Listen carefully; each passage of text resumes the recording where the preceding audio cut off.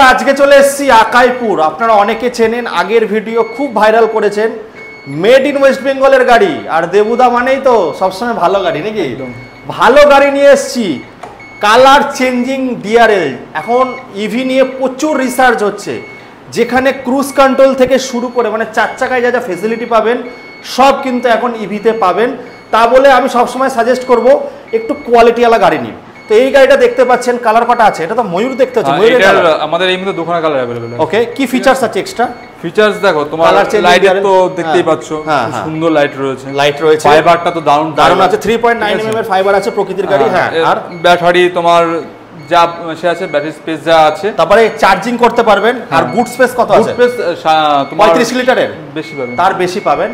মানে মোটামুটি 7 দিনের খাবার একদম ফ্যামিলি ম্যানদের জন্য গাড়ি। বন্ধুরা 3 কুইন্টালের কাছাকাছি ওয়েট ক্যাপাসিটি রয়েছে। কত টাকা করে নিয়ে আসতে হবে ভাই এগুলোর জন্য?